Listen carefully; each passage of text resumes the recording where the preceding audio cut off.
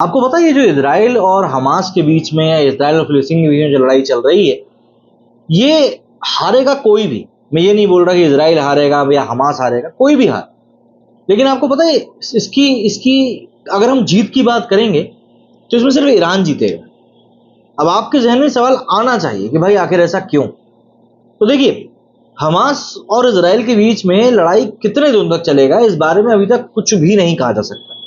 Hamas के पास कितना ammunition है, ये जब तक पता नहीं चल जाता तब तक कुछ भी नहीं कह सकते। ऐसे में अगर हम लोग जानकारों की माने तो लड़ाई ना तो हमास जीतने वाला है और ना ही इजराइल, बल्कि यहां अगर कोई जीतेगा तो वो है ईरान। इसको समझने के लिए अगर हम लोग थोड़ा सा पीछे चलें तो शायद ठीक रहेगा। बात करते हैं साल 1970 की, जब ईरान की विदेश नीति में एक बहुत बड़ा बदलाव मिला। 1979 में यूएसए और इजराइल द्वारा समर्थित शाह रजा पहलवी को हटा दिया गया। इसके बाद देश का कंट्रोल शिया मुस्लिम कट्टरपंथियों के हाथ में आ गया। शाह रजा पहलवी को ईरान के मुस्लिम कट्टरपंथी यूएसए और इजराइल के हाथ की कठपुतली समझते थे, इसीलिए वे अमेरिका और इजराइल दोनों का विरोध करते थे। इसके लिए दोनों देश अन्याय, मुस्लिम और ईरान की सुरक्षा के लिए सबसे बड़ा खतरा भी थे। इसके अलावा फिलिस्तीन लिबरेशन के लिए सपोर्ट इमरान की रिवॉल्यूशनरी रिजीम की एक और कोर थीम रहा और वो समय समय पर इसका समर्थन करता रहा। एग्जाम्पल के लिए अगर हम समझें तो साल 1982 में जब लेबनान से फिलिस्तीन के हमले में इजराइल ने लेबनान पर कब्जा किया तो ईरान ने यहां पर इजरायली सेना को चैलेंज किया। इस कड़ी में लेबनान फिलिस्तीन आतंकियों को संगठित करने के लिए ईरान अपने रिवॉल्यूशनरी गार्ड को लेबनान भेजता है। अपने हथियार, फंड और ट्रेनिंग की बदौलत ईरान की लीडरशिप ने इनको मामूली आतंकियों से लेबनान की सबसे बड़ी पावरफुल पॉलिटिकल और मिलिट्री फोर्स में बदल दी। यहीं इस ईरान की विदेश नीति की सबसे बड़ी सफलता हिजबुल्लाह का जन्म भी हुआ।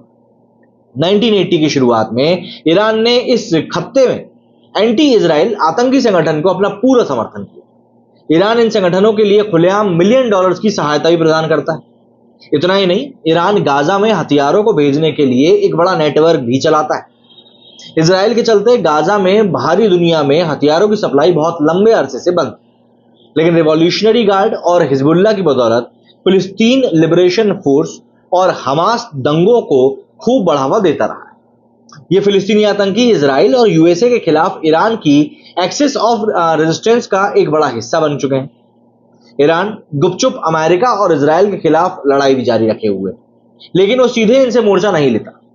ईरान राजनीतिक और आर्थिक तौर पर इतना मजबूत नहीं कि वो सामने से इन दोनों देशों के खिलाफ लड़ सके या इनसे, अगर हम गंदी भाषा में कहें तो, पंगा ले सके। लेकिन जब से इजराइल और फिलिस्तीन में जंग हुई है, ईरान ट्रेनिंग, हथियार और फंड मुहैया कराता रहा है।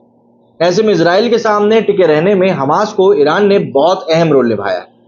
हमास के प्रवक्ता गाजी हमाद ने एक टीवी को दिए इंटरव्यू में कहा कि इजराइल के खिलाफ हमास को ईरान का सपोर्ट मिलना एक गर्व की बात। असल में ये हमला तब देखने को मिला जब इजराइल और सऊदी अरब दोनों ने अपने अपने मतभेद भुलाकर बातचीत शुरू करी थी। लेकिन इस समय हमको ये समझना पड़ेगा कि वर्ल्ड पॉलिटिक्स में ये काफी बड़ा इवेंट भी था, ये काफी आगे तक भी बड़ी बात। हाल ही में सऊदी क्राउन प्रिंस मोहम्मद बिन सलमान ने एक इंटरव्यू में ये भी कहा था कि दोनों देशों के बीच बातचीत काफी अच्छी चल रही है।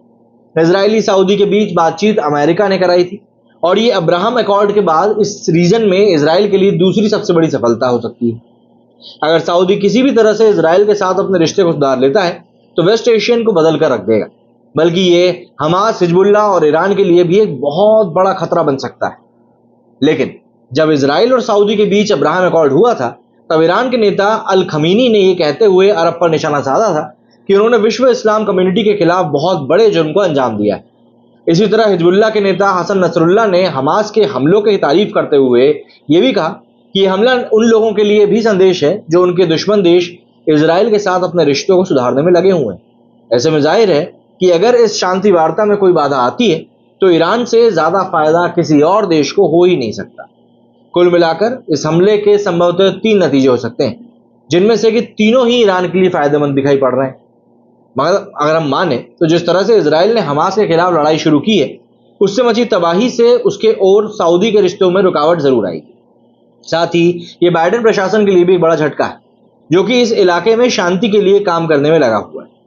अगर इजराइल इस युद्ध में गाजा पर कब्जा कर लेता है तो उसे बहुत ज्यादा नुकसान पहुंचाता है, तो इससे वेस्ट बैंक में नए फिलिस्तीन को बढ़ावा देखने को मिल सकता है। इसके बाद इजराइल को भी यहां पर सख्ती करनी पड़ेगी। जिसके बाद यहां पर हालात और भी ज्यादा बिगड़ेंगे। हमास ने जो किया उसको सही नहीं ठहराया जा सकता, लेकिन इजराइल को चाहिए था कि वो गाजा पट्टी में अपनी कम से कम फोर्स के साथ में ऑपरेशन को अंजाम देता तो बेहतर होता।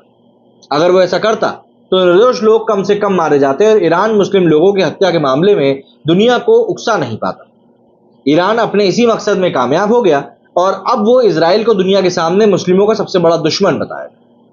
हालांकि जिस तरह से हमास ने इजरायलियों में घुसकर महिलाओं, बुजुर्गों और बच्चों को मारा है, उसके बाद फिलिस्तीन के लोगों के प्रति लोगों की संवेदना कम हो चुकी है। इस लड़ाई का नतीजा जो भी हो, लेकिन इसका सबसे बड़ा प्रभाव उन मासूमों की जिंदगी पर पड़ेगा जिनका इस पॉलिटिक्स से दूर दूर तक कोई लेना देना था ही नहीं।